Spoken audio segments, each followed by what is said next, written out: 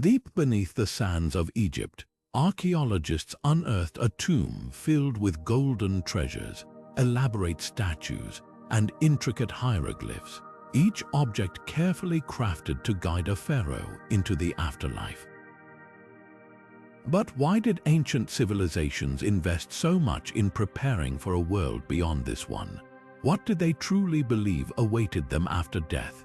This question, one of humanity's oldest and most profound, echoes across cultures and centuries. From the pyramids of Egypt to the myths of Mesopotamia, from the philosophers of ancient Greece to the rituals of the Aztecs, every civilization has grappled with the mystery of what lies beyond.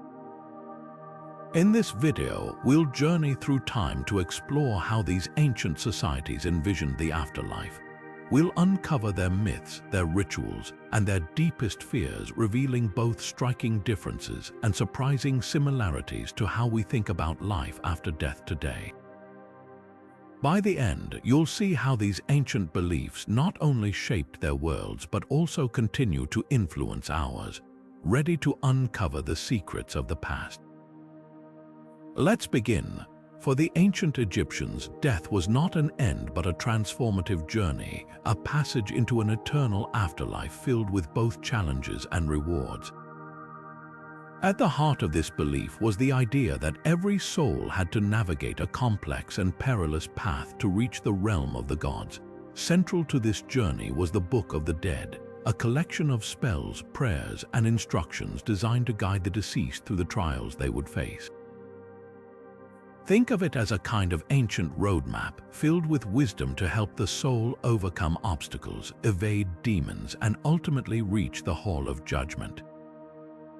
In this hall, the soul would stand before Osiris, the god of the underworld, and a council of deities. Here, the most dramatic moment of the afterlife unfolded, the weighing of the heart ceremony.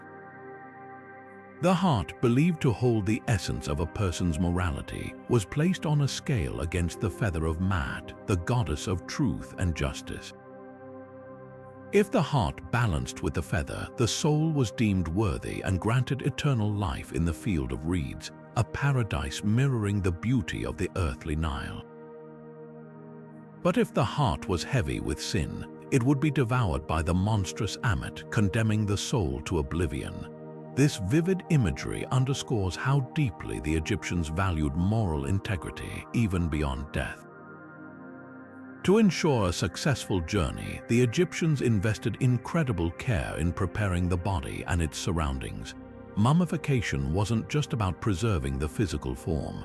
It was a sacred act believed to protect the soul and allow it to recognize its body in the afterlife.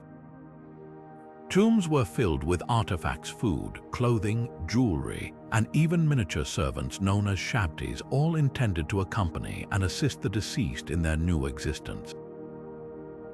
These preparations reflect a profound belief in continuity, where life and death were interconnected in a grand, eternal cycle.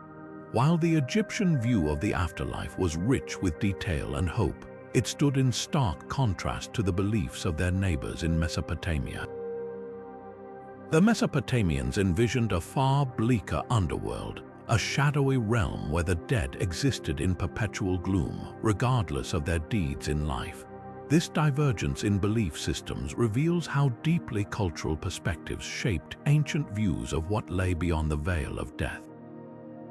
And as we turn to explore the Mesopotamian afterlife, we'll see how their stark vision reflects a very different understanding of existence, morality, and the divine. In the heart of ancient Mesopotamia, where the Tigris and Euphrates rivers carved their paths through history, the people crafted tales of life, death, and what lay beyond. One of the most enduring stories is the Epic of Gilgamesh, a poetic masterpiece that offers a haunting glimpse into their beliefs about the afterlife. For the Mesopotamians, death was not a journey to a celestial paradise or a fiery punishment. It was a descent into the House of Dust, a shadowy, joyless underworld where all souls, whether kings or commoners, faced the same fate. This realm, ruled by the goddess Ereshkigal, was a place of darkness and decay where the dead existed as mere echoes of their former selves, stripped of vitality and purpose. What's striking about this belief is its universality. Unlike other cultures that reserved rewards or punishments for the afterlife based on one's actions in life, the Mesopotamians saw death as the great equalizer. No matter how virtuous or wicked you were, you would end up in the same desolate place. This bleak outlook might seem grim to modern ears, but it reflects a deeply rooted understanding of mortality and the fragility of human existence. Even Gilgamesh, the mighty hero, could not escape this fate despite his quest for immortality. His story reminds us that death for the Mesopotamians was an inescapable truth, a humbling force that no mortal could overcome. Yet, even in the face of such a stark vision of the afterlife, the Mesopotamians found ways to cope. Rituals and offerings played a crucial role in their relationship with the dead. They believed that by providing food, drink, and other gifts to their ancestors, they could ensure their loved ones' comfort in the house of dust. These acts of remembrance were not just about appeasing the dead, they were also a way to honor the gods who held sway over both the living and the departed. Failure to perform these rituals could bring misfortune, as the spirits of the dead might grow restless and angry, disrupting the balance between the worlds of the living and the dead. This worldview stands in sharp contrast to the more hopeful afterlife beliefs of other ancient civilizations. While the Mesopotamians saw the underworld as a place of eternal gloom, others, like the Egyptians, envisioned a realm of light and renewal where the righteous could thrive. This divergence in beliefs highlights the diverse ways ancient cultures grappled with the mysteries of death and what lies beyond. For the Mesopotamians, the afterlife was not a reward or a punishment. It was simply the inevitable end of life's journey, a place where all souls, no matter their station, would eventually reside. And yet, through their rituals and stories, they found a way to confront this reality with both reverence and resilience. As we explore these ancient beliefs, it's worth reflecting on how they shaped the lives of those who held them. The Mesopotamians' view of the afterlife may seem somber, but it also reveals a profound acceptance of life's impermanence and a desire to honor those who came before. In their rituals and myths, we see a people striving to make sense of the unknown, finding meaning in the face of mortality.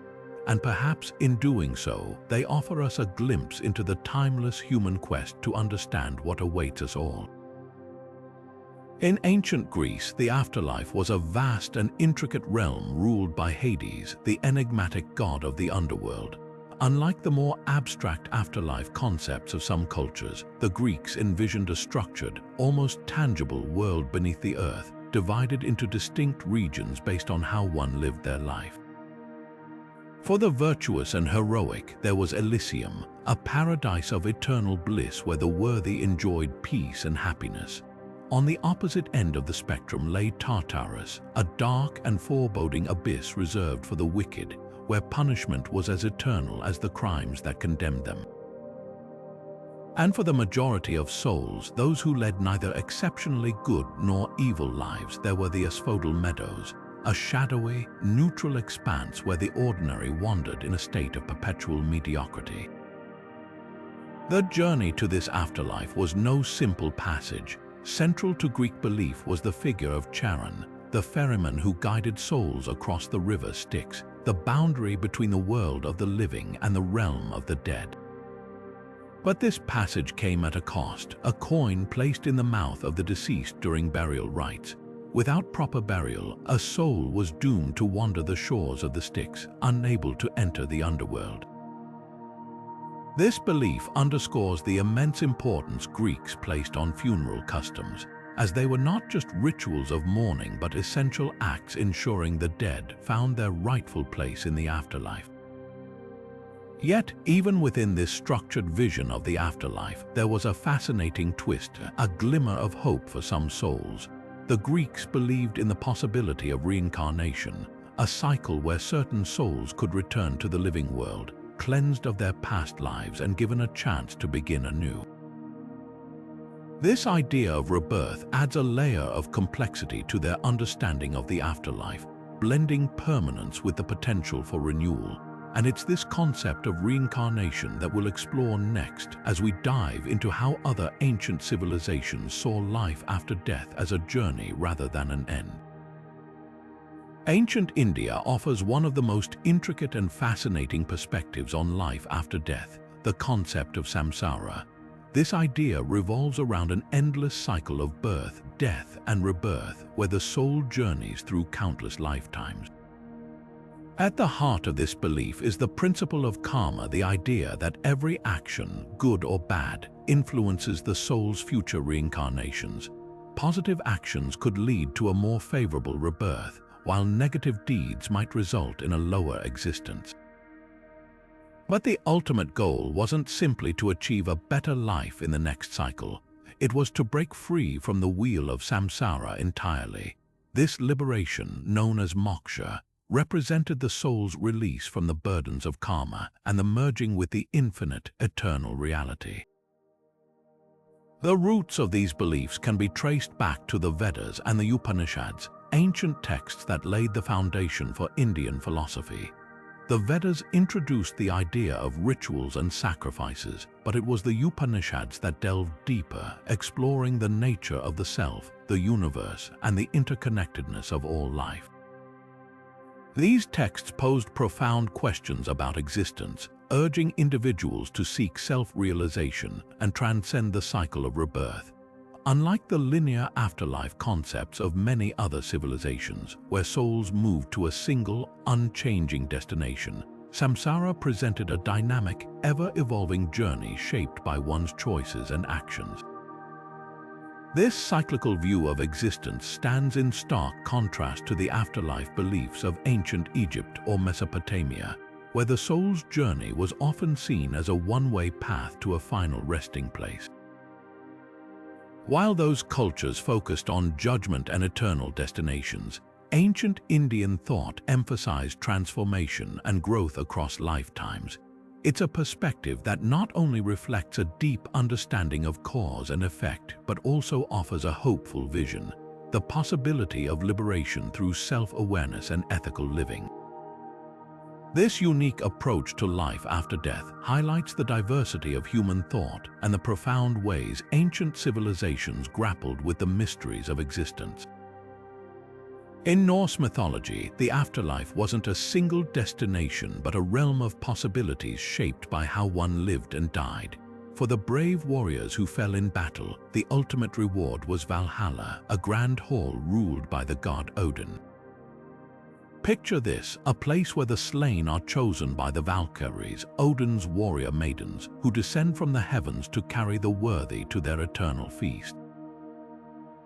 Once in Valhalla, these warriors, known as the Einherjar, would prepare for Ragnarok, the prophesied end of the world, where they would fight alongside the gods in a final, apocalyptic battle. It was a life of glory, camaraderie, and purpose, a reflection of the Norse ideal of courage and honor in the face of death. But not everyone was destined for Valhalla. Those who died of old age or illness found themselves in Hell, a realm far removed from the splendor of Odin's hall. Far from the fiery depictions of later Christianized interpretations, Hell was a place of rest, though not without its somber undertones. It was a quieter existence reserved for those who didn't meet the warrior's end. Yet, even here, there was a sense of order, a reflection of the Norse belief in fate and the natural cycles of life and death. Interestingly, there was another afterlife option for the Norse, Folkvanga, a meadow ruled by Freyja, the goddess of love, fertility, and war. While Valhalla often steals the spotlight, Folkvanga was equally significant. Here, Freyja welcomed half of those who died in battle, creating a balance between Odin's warrior paradise and her own peaceful domain. This duality highlights the complexity of Norse beliefs, where death wasn't just about glory in battle, but also about finding harmony and balance in the afterlife. These afterlife destinations weren't just stories, They were mirrors of Norse culture itself. The emphasis on Valhalla reflects the high value placed on bravery, loyalty, and the warrior spirit, while Folkvanga and Hell reveal a deeper understanding of the natural cycles of life and the acceptance of different fates. Together, they paint a vivid picture of a society that saw death not as an end, but as a continuation of one's journey shaped by the choices made in life. In ancient China, the relationship between the living and the dead was deeply intertwined, rooted in a belief system that emphasized respect, harmony, and continuity. Central to this worldview was ancestor worship, a practice that shaped daily life and cultural rituals. The Chinese believed that ancestors held a powerful presence in both the spiritual and earthly realms, acting as mediators between the living and the divine. To neglect their care was to risk disharmony, inviting misfortune upon the family or community. This wasn't just about reverence, it was about survival. The living and the dead were partners in a delicate balance, each relying on the other to maintain order in the universe. At the heart of these beliefs was the idea that the soul wasn't a single entity but fragmented into multiple parts. One part, known as the Hun, ascended to the afterlife, while the Po remained on Earth, tied to the physical body and the grave. This duality meant that the dead weren't entirely gone. They existed in two realms simultaneously, requiring attention and care from the living. Rituals became essential in bridging these worlds. Offerings of food, incense, and money were made to sustain the ancestors, ensuring they remained benevolent and supportive. The Qingming festival, for example, was a time for families to visit ancestral graves, clean the sites, and present gifts, symbolizing an unbroken connection across generations. These practices weren't just acts of devotion, they were a way to navigate the complexities of existence. By honoring their ancestors, the living sought guidance, protection, and blessings. It was a reciprocal relationship where the well-being of one directly influenced the other. The Chinese understanding of the afterlife wasn't just about what came next, it was about how the living and the dead could coexist, creating a seamless flow between this world and the next. As we step away from the intricate traditions of ancient China, we journey across the globe to another civilization with a strikingly vivid vision of the afterlife, the Aztecs. Their beliefs, steeped in cosmic battles and divine forces, reveal a world view where death was not an end but a transformation, a passage into a realm shaped by the gods. The Aztecs held a fascinatingly complex view of the afterlife, one that was deeply tied to how a person died. Unlike many other ancient civilizations, which often envisioned a single destination for the dead, the Aztecs believed in multiple realms, each reserved for those who met specific fates. One of the most intriguing of these realms was Tlalocan, a paradise ruled by the rain god Tlaloc. This lush, verdant world was reserved for those who died in ways connected to water. Drowning, lightning strikes, or diseases thought to be sent by Tlaloc himself. It was a place of eternal abundance where the deceased would enjoy a life free from hardship, surrounded by the god's blessings. But not everyone was destined for such a peaceful eternity. For those who died of natural causes, old age, illness, or anything unrelated to water or war, their journey led to Mictlan, the underworld. Mictlan wasn't a place of punishment, but it wasn't paradise either. It was a shadowy, 9-layered realm where the dead faced a series of grueling trials over 4 years before reaching their final resting place. To aid them on this perilous journey, the Aztecs performed elaborate burial rituals. They placed offerings of food, tools, and even a dog to guide the deceased through the challenges of Mictlan. These rituals were seen as essential, ensuring the dead could navigate the underworld's obstacles and find peace. The Aztec afterlife stands in stark contrast to the more unified concepts found in other cultures. In ancient Egypt, for example, the afterlife was a singular destination shaped by a person's moral conduct, while in Greek mythology, Hades served as the universal underworld for all. The Aztecs, however, saw the afterlife as a reflection of life's unpredictability, where the circumstances of death determined one's eternal fate. This layered belief system not only reflects their deep connection to nature and the gods, but also reveals how they viewed death as an extension of life's diversity. What's striking is how the Aztecs' view of the afterlife mirrors their understanding of the world complex, interconnected, and governed by forces beyond human control. It's a reminder that even in death, they saw an opportunity for meaning, whether in the tranquil waters of Tlalocan or the shadowy depths of Mictlan. In ancient Persia, the spiritual worldview of Zoroastrianism painted a vivid picture of life after death, centered around a grand cosmic struggle between good and evil. At the heart of this belief system was the idea that every soul faced a final judgment, where their actions in life would determine their eternal destiny. This wasn't just a simple reckoning, it was the culmination of a lifelong battle, where every choice, every deed played a part in shaping the soul's ultimate fate. For the righteous, those who aligned themselves with truth, justice, and righteousness, the afterlife promised a place of eternal bliss known as the House of Song.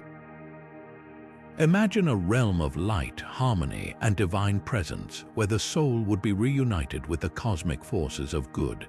But for those who chose deceit, cruelty, or evil, the path led to the House of Lies, a dark, desolate existence far removed from the divine.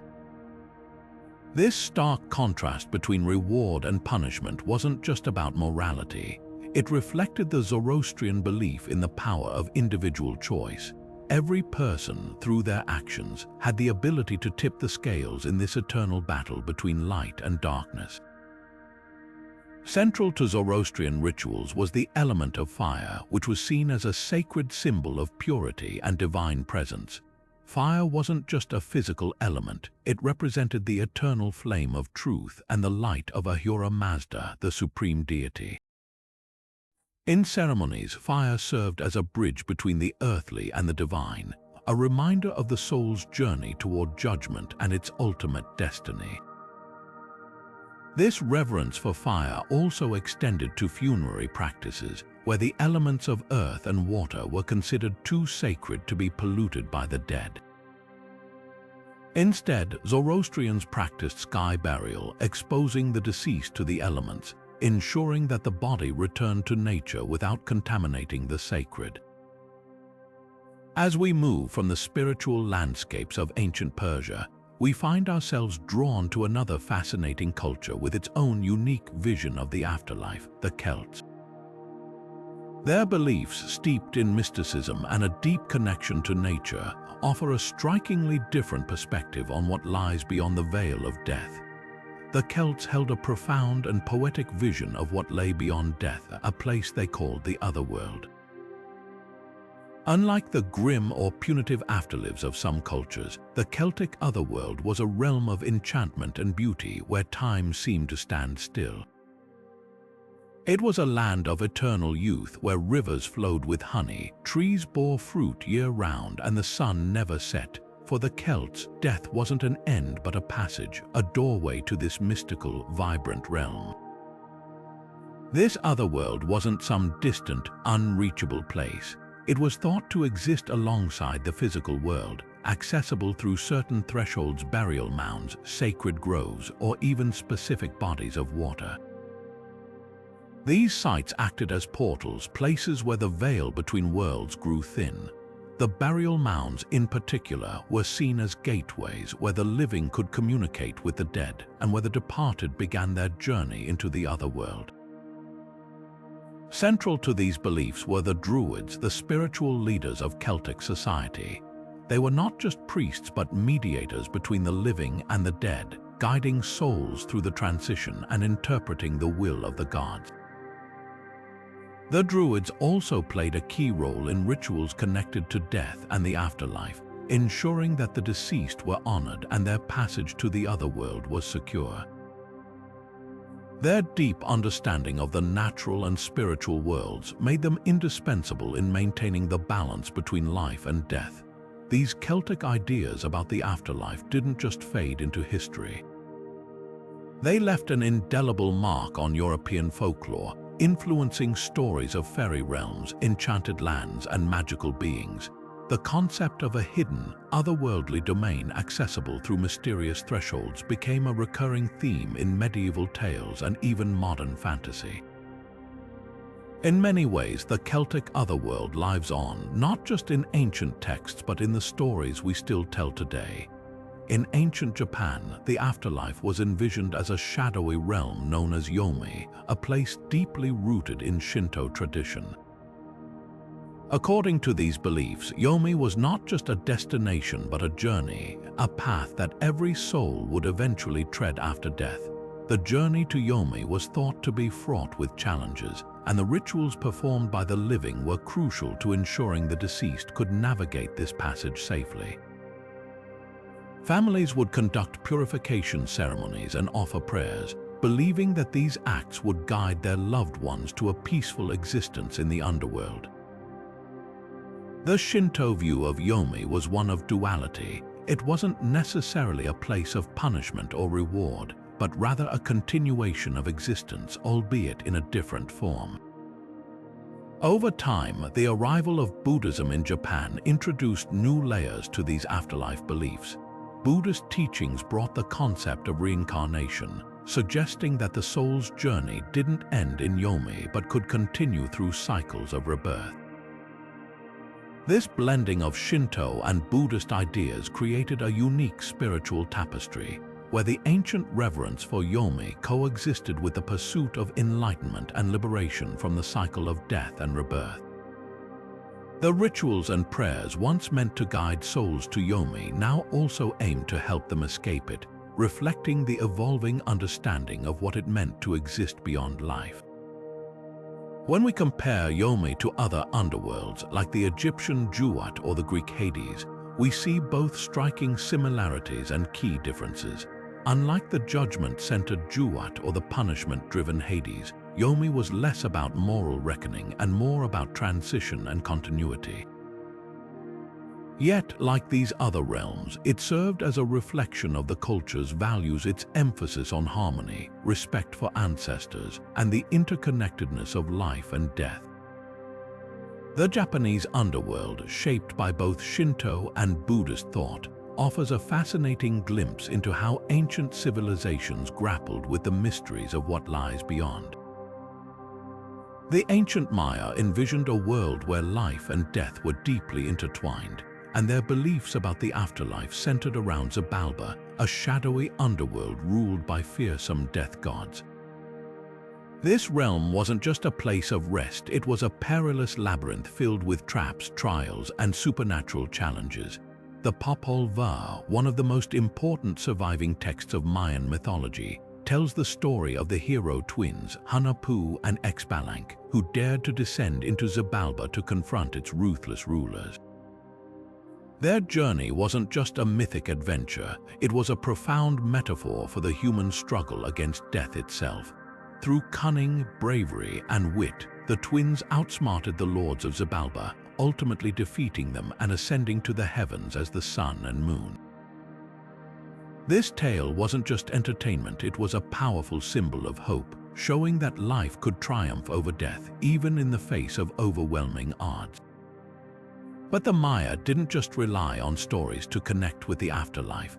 They believed that bloodletting rituals, often performed by rulers and nobles, were essential for maintaining communication with the spirit world. These ceremonies, which involved piercing the tongue, ears, or other body parts, were seen as a way to offer one's life force to the gods. The blood spilled during these rituals was thought to nourish the deities and ancestors, ensuring the balance of the cosmos. For the Maya, death wasn't an end. It was a gateway to a complex, interconnected spiritual realm where the living and the dead could influence one another. As we move from the mysteries of the Maya to the Inca, we'll see how another great civilization grappled with the question of what lies beyond this life, crafting their own unique vision of the afterlife. For the Inca, death was not an end but a transition, a continuation of life in a realm that mirrored the world they knew. They believed the afterlife was a place where the deceased remained active participants in their communities, their presence still felt and their influence still powerful. This wasn't just a comforting idea, it was a fundamental part of their culture, shaping how they honored and remembered their ancestors. Central to this belief was the practice of mummification. The Inca preserved their dead, carefully wrapping and treating the bodies to ensure they remained intact. But these mummies weren't hidden away in tombs forgotten by the living. Far from it, they were brought out during ceremonies, revered as intermediaries between the living and the gods. The dead were seen as guardians, their wisdom and blessings sought in times of need. It was as if the boundary between life and death was fluid, with ancestors continuing to guide and protect their descendants. At the heart of this belief system was the sun god Inti, the most important deity in the Inca pantheon. The Inca saw Inti as the ultimate guide for souls on their journey to the afterlife. Just as the sun rose each day, bringing light and warmth to the world, it was believed that Inti's rays illuminated the path for the dead, leading them to a place of eternal peace and connection with the divine. This cosmic cycle of the sun's daily journey and the soul's passage reflected the Incas' deep reverence for natural rhythms and their understanding of life as part of a greater, interconnected whole. These beliefs weren't just spiritual, they were deeply tied to the Incas' relationship with the natural world. The sun, the mountains, the rivers, they weren't just physical elements but sacred forces that shaped their understanding of existence.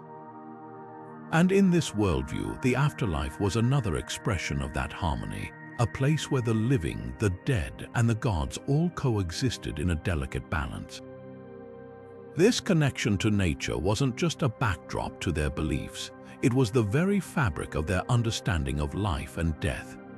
The Romans, known for their empire building and engineering marvels, had a rich and complex vision of the afterlife, one that borrowed heavily from the cultures they encountered.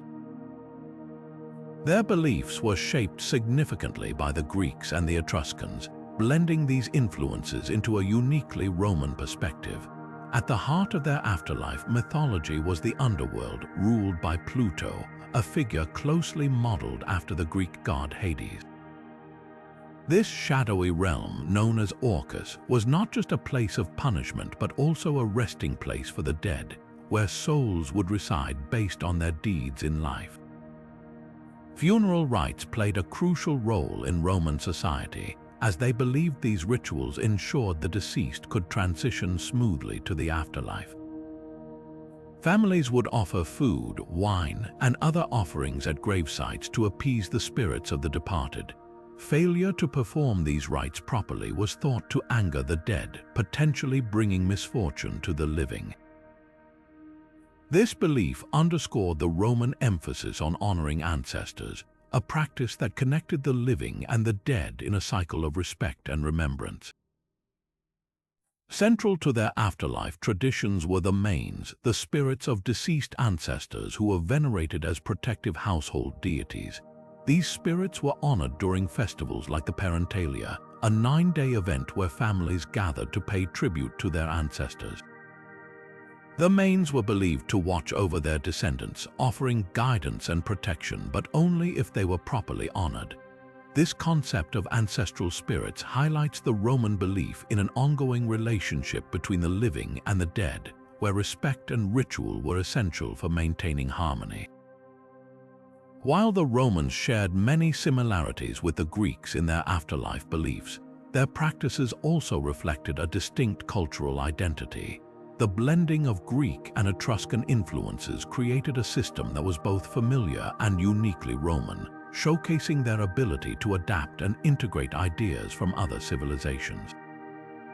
But as we move forward, we'll leave the Mediterranean behind and journey north to explore a very different perspective on the afterlife, one shaped by fierce warriors, epic sagas, and the cold winds of the Norse world. The Vikings, with their vivid tales of Valhalla and Hell, offer a striking contrast to the Roman vision of the underworld. The Viking afterlife is often synonymous with the Great Hall of Valhalla, where warriors feasted and prepared for Ragnarok. But the Norse vision of the beyond was far more complex and varied than this single destination.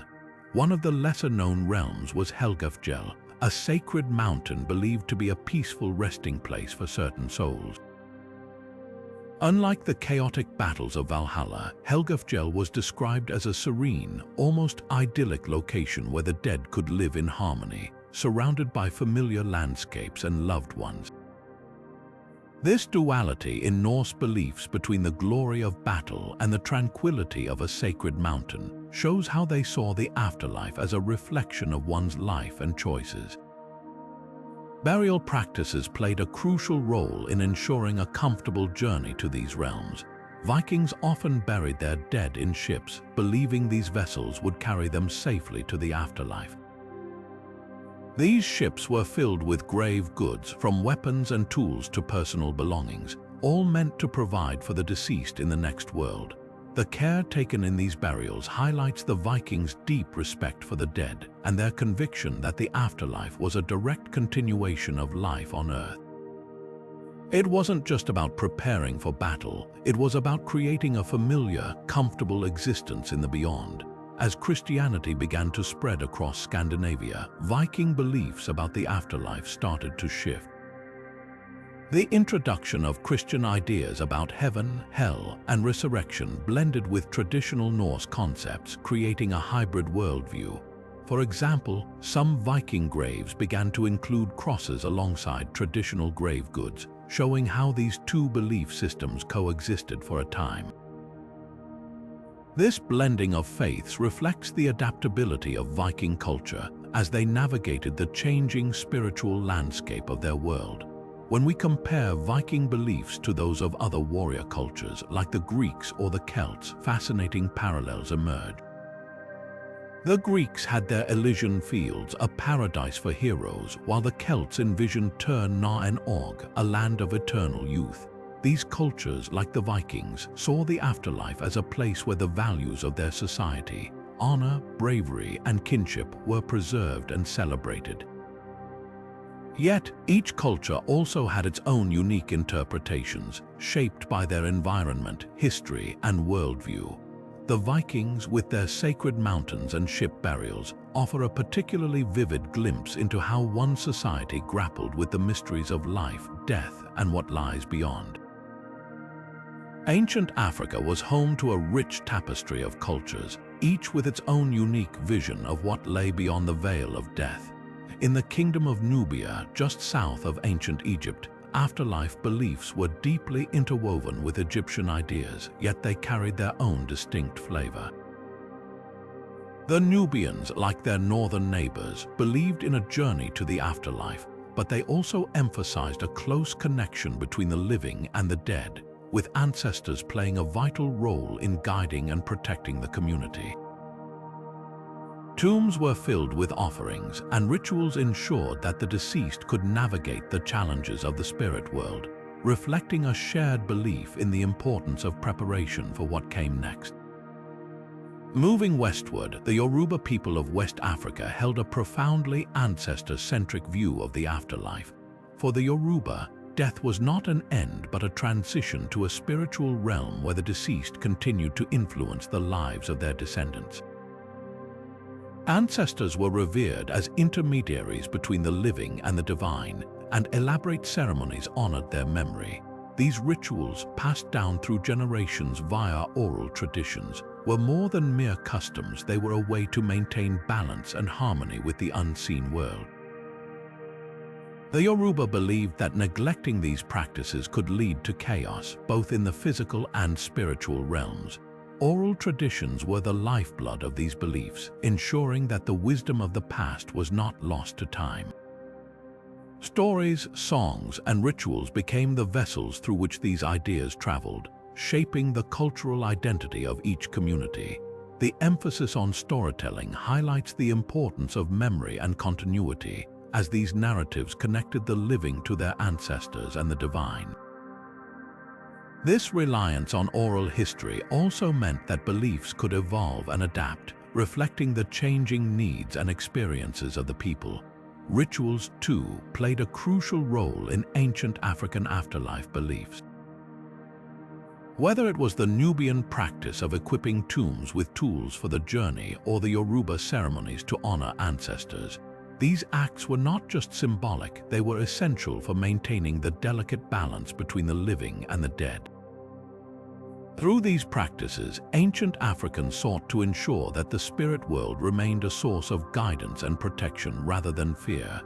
As we leave the shores of Africa and turn our gaze toward the vast Pacific, we find another fascinating set of beliefs waiting to be uncovered. The Polynesians, with their seafaring traditions and deep connection to the ocean, crafted a vision of the afterlife that reflected their unique way of life. Their beliefs, like those of the Yoruba and Nubians, reveal how cultures across the globe have grappled with the mysteries of death and the beyond. In Polynesian cultures, the afterlife wasn't just a distant, abstract concept. It was a vibrant, interconnected realm where the living and the dead remained deeply intertwined. At the heart of this belief was the idea of a spirit world, a place where ancestors continued to play an active role in the lives of their descendants. Far from being forgotten, the dead were seen as guides, protectors, and even active participants in daily life. This connection was maintained through a powerful spiritual force known as mana, a sacred energy that flowed through both the living and the deceased. It was believed that ancestors could influence the living world through this force, offering blessings, guidance, or even warnings when needed. One of the most striking ways Polynesians honored their ancestors was through the intricate art of tattooing. These designs weren't just decorative, they were deeply symbolic, often representing family lineage, spiritual protection, and connections to the ancestors. Each tattoo told a story, serving as a permanent reminder of the bond between the living and the spirit world. Rituals also played a crucial role in maintaining this relationship. Offerings, chants, and ceremonies were performed to show respect and gratitude, ensuring that the ancestors remained pleased and supportive. These practices weren't just about reverence, they were a way of keeping the spiritual balance intact, reinforcing the idea that life and death were two sides of the same coin. This profound connection to the afterlife reflects a broader Polynesian cosmology, a worldview where the physical and spiritual realms were inextricably linked. The spirit world wasn't a separate, distant place. It was woven into the fabric of everyday existence, shaping how people lived, honored their past, and prepared for the future.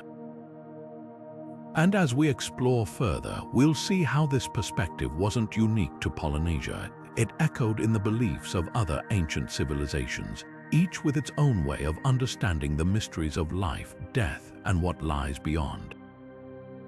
Ancient Mesopotamian beliefs about life after death were far from static. They evolved significantly over centuries, reflecting changes in society, politics, and even the environment. Early Mesopotamians viewed the afterlife as a shadowy, joyless realm called the Land of No Return, where the dead existed in a diminished state. But over time, this bleak vision began to shift. As Mesopotamian culture flourished, so did their ideas about the afterlife, becoming more complex and layered. The concept of divine judgment emerged, suggesting that one's actions in life could influence their fate beyond death. This idea of moral accountability was revolutionary for its time and would later echo in the teachings of other ancient religions. Divination and omens played a central role in Mesopotamian spirituality, offering a way to interpret the will of the gods and glimpse into the unknown.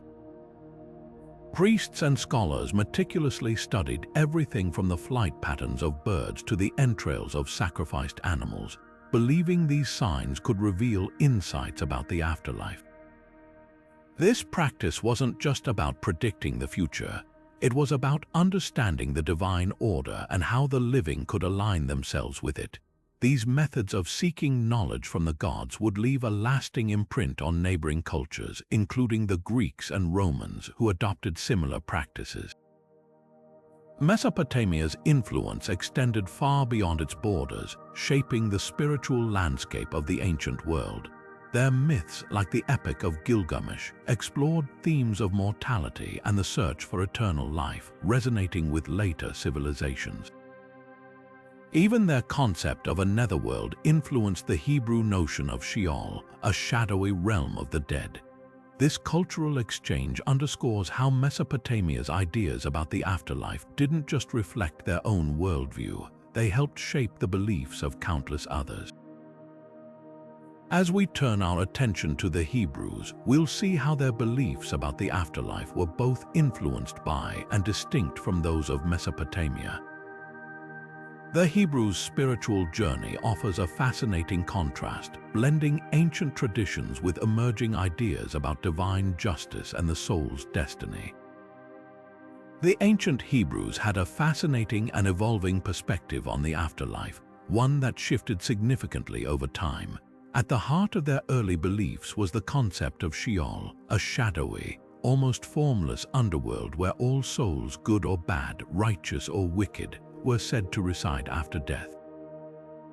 Unlike the vivid, bustling afterlife realms of the Egyptians or Mesopotamians, Sheol was a place of stillness and silence, described as a land of dust and darkness. It wasn't a realm of reward or punishment, but rather a neutral, almost somber destination for all who passed from the living world. This idea reflects a worldview where the focus was less on individual destiny after death and more on the collective experience of humanity. But as time went on, Hebrew beliefs began to change, influenced by the cultures around them. During the Persian period, the idea of resurrection started to emerge, particularly in texts like the Book of Daniel. This marked a dramatic shift. No longer was Sheol the final stop. Instead, there was a growing belief in a future where the dead would rise and justice would be served. This concept was likely shaped by Persian Zoroastrianism, which introduced the idea of a final judgment and the resurrection of the dead. Greek thought, with its emphasis on the immortality of the soul, also played a role in shaping these later Hebrew ideas.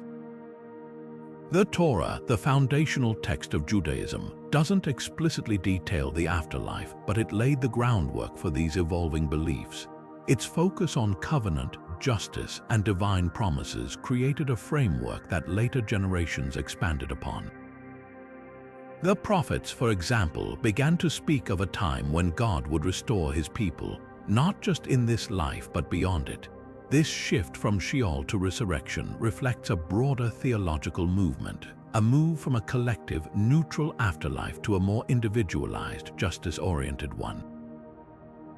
When we compare Sheol to other ancient underworlds, like the Egyptian Duat or the Mesopotamian Urkala, the differences are striking. Sheol lacks the vivid imagery, the judgment scenes, or the elaborate rituals found in these other cultures. Yet, it shares a common thread, a recognition of life's fragility and the inevitability of death. What sets the Hebrew view apart is its eventual focus on hope and restoration, a belief that death isn't the end but a passage to something greater.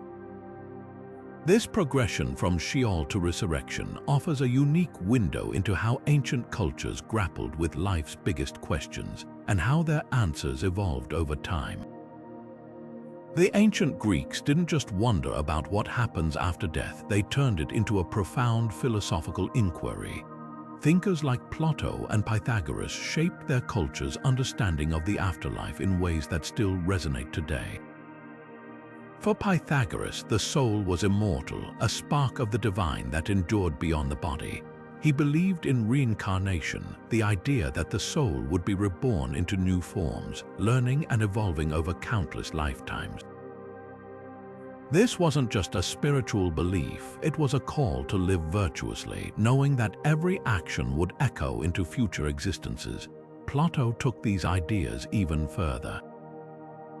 In his famous work, The Republic, He described the soul's journey through the afterlife as a process of judgment and purification. Souls, according to Plato, faced trials after death, with the virtuous ascending to a higher realm of eternal bliss and the unworthy being reborn to face new challenges. He even introduced the concept of the myth of a story about a soldier who witnessed the afterlife and returned to share what he saw, a tale that blended myth with philosophical insight. These ideas weren't just abstract musings, they laid the groundwork for much of Western thought, influencing everything from early Christian theology to modern ideas about morality and the self. What's fascinating is how these ancient Greek philosophies still shape our understanding of life and death today. The idea of the immortal soul, the pursuit of virtue, and the belief in a purpose beyond this life, these aren't just relics of the past.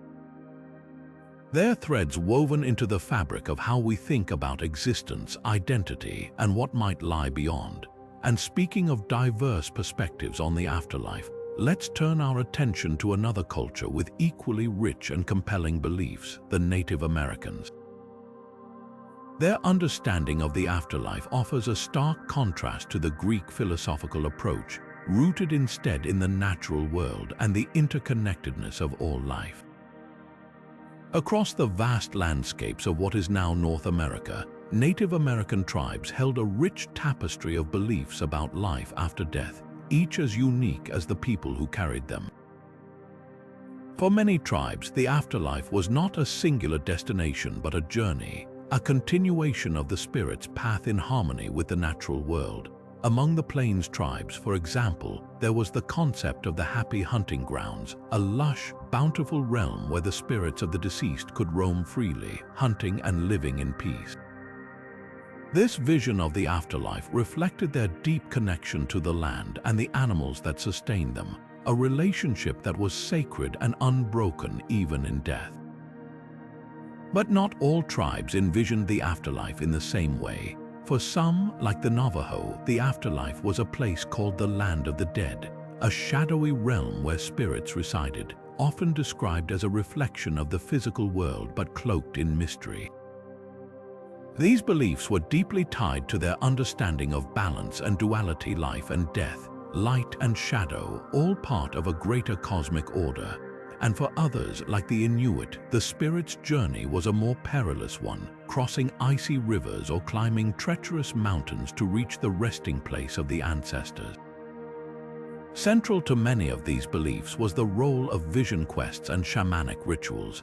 Vision quests were deeply personal journeys, often undertaken by young individuals seeking guidance or purpose. Through fasting, meditation, and solitude, they sought visions from the spirit world, connecting with ancestors or animal guides who offered wisdom for their path in life and beyond. Shamans, on the other hand, acted as intermediaries between the living and the spirit world, conducting rituals to heal the sick, guide the dead, or communicate with the forces of nature. These practices were not just about the afterlife, but about maintaining harmony in the present, ensuring that the living and the dead remained connected in a cycle of respect and reciprocity. At the heart of these beliefs was a profound reverence for nature and the interconnectedness of all life. The spirit world was not separate from the physical world but woven into it, a reminder that every tree, river, and animal held a spirit, and every action had consequences that rippled through both realms. This worldview shaped not only their understanding of the afterlife but also their daily lives, fostering a deep respect for the land and all living things. These beliefs offer us a glimpse into the spiritual richness of Native American cultures, where the afterlife was not an escape from the world but a continuation of its sacred rhythms. They remind us that for many, death was not an end but a transition, a journey guided by the wisdom of ancestors and the forces of nature. And as we explore these beliefs, we begin to see how they reflect a larger truth, that for Native American tribes, spirituality was never confined to the heavens but rooted firmly in the earth, in the cycles of life and death that shaped their world. Ancient Persia's Zoroastrianism is often called one of the world's oldest monotheistic religions, and its ideas about the afterlife have left a lasting mark on history. At the heart of Zoroastrian belief is the notion of a cosmic struggle between good and evil, with each individual's choices shaping their eternal destiny. The concept of a final judgment where souls are weighed and sent to either heaven or hell feels strikingly familiar to many of us today, and that's no coincidence. These ideas deeply influenced later religions like Judaism, Christianity, and Islam, weaving threads of Zoroastrian thought into the fabric of Western and Middle Eastern spirituality. Central to Zoroastrian worship were fire temples, where sacred flames symbolized purity and the divine presence. Fire wasn't just a tool for rituals, it was a bridge between the earthly and the spiritual realms, a reminder of the eternal light that guides souls toward truth. This reverence for fire underscores a broader theme in Zoroastrianism, the belief in a life after death that reflects the moral choices made in this world. It's a powerful idea, one that resonated across cultures and centuries, shaping how countless generations have thought about the afterlife. But Zoroastrianism isn't just a relic of the past. Its legacy lives on in the way we understand concepts like heaven, hell, and divine justice. The idea that our actions here determine our fate in the afterlife was revolutionary for its time, and it continues to influence religious thought today. As we turn our attention to the ancient Slavs, we'll see how another culture grappled with similar questions, crafting their own unique vision of what lies beyond this life. In Slavic mythology, the afterlife was a realm known as Nav, a mysterious underworld where the souls of the departed journeyed after death. Unlike the fiery pits or heavenly paradises of other cultures, Nav was a shadowy, neutral space, neither entirely good nor evil. It was a place of rest where the dead continued to exist in a state that mirrored their earthly lives, yet separated from the world of the living. This concept reflects the Slavic understanding of death as a natural part of the cycle of existence, where the boundary between life and the afterlife was fluid and interconnected. The living maintained a deep connection with those in Nav through rituals and seasonal festivals. One of the most significant was Duality, or Forefathers' Eve, a time when families would gather to honor their ancestors. Offerings of food, drink, and prayers were made to ensure the spirits remained at peace, reinforcing the bond between generations. These practices weren't just about remembrance, they were seen as essential for maintaining cosmic balance. The living and the dead were intertwined, and neglecting these traditions could disrupt the harmony of both worlds. As Christianity spread across Slavic lands, these ancient beliefs began to merge with new religious ideas. The concept of Nav evolved, blending with Christian notions of heaven and hell. Some traditions were adapted into Christian holidays like All Saints' Day, while others faded or transformed entirely. Yet, traces of the old ways persisted, showing how deeply rooted these beliefs were in the cultural fabric of the Slavic people. When we compare Nav to other underworlds like the Greek Hades or the Egyptian Duat, we see both similarities and striking differences. While Hades was ruled by a god and the Duat was a place of judgment, Nav lacked a central authority or moral hierarchy. It was more neutral, reflecting the Slavic worldview that death was simply another phase of existence, not a reward or punishment. This unique perspective offers us a glimpse into how different cultures grappled with the mysteries of life, death, and what lies beyond. When we look at ancient beliefs about the afterlife, it's striking how much they echo in our modern world. The idea of judgment after death, for instance, is a thread that runs through countless traditions. Ancient Egyptians believed in a weighing of the heart ceremony, where one's deeds were measured against the feather of Maat, the goddess of truth. Today, many religions still teach that our actions in life determine our fate after death, whether it's heaven, hell, or some form of purgatory. This shared theme suggests a universal human concern with morality and accountability, a need to believe that our choices matter beyond this life. Reincarnation, another ancient concept, has also found a place in modern thought. While rooted in early Hindu and Buddhist traditions, the idea of the soul's rebirth has transcended its origins, appearing in New Age spirituality and even secular discussions about consciousness. The ancient belief that the soul evolves through multiple lifetimes resonates with contemporary ideas about personal growth and the search for meaning. It's fascinating to see how these age-old notions adapt to fit the questions and anxieties of each generation. The spirit world, too, remains a powerful concept. Many ancient cultures, from the Mesopotamians to the Celts, believed in a realm where the dead resided, one that often mirrored the living world in surprising ways. Today, while fewer people may believe in literal underworlds or ancestor spirits, the idea of staying connected to those who have passed persists. Whether through rituals, memories, or the belief in ghosts, the boundary between life and death continues to captivate us, blurring the line between the physical and the spiritual. What all this reveals is a timeless human fascination with what lies beyond.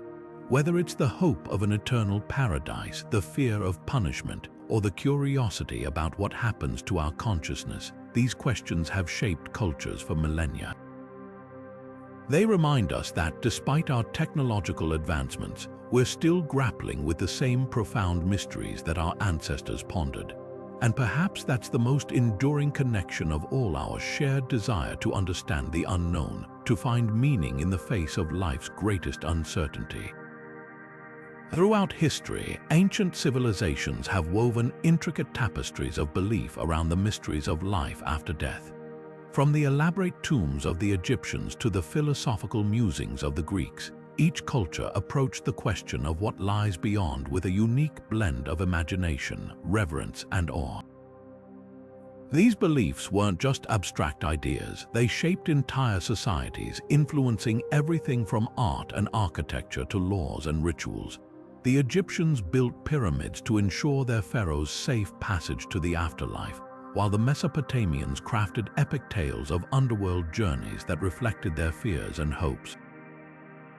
The Greeks pondered the soul's immortality, and the Norse envisioned grand halls awaiting their bravest warriors. Each perspective offers a window into how these civilizations understood existence, mortality, and the unknown.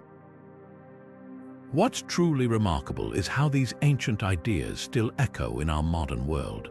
Whether it's the way we commemorate our loved ones or the stories we tell about what might come after, traces of these ancient beliefs linger in our collective consciousness. They remind us that across time and cultures, humans have always sought meaning in the face of life's greatest mystery. So, what can we learn from these ancient perspectives? How might their visions of the afterlife challenge or inspire our own views on life, death, and what lies beyond? Share your thoughts in the comments below. Let's keep the conversation alive.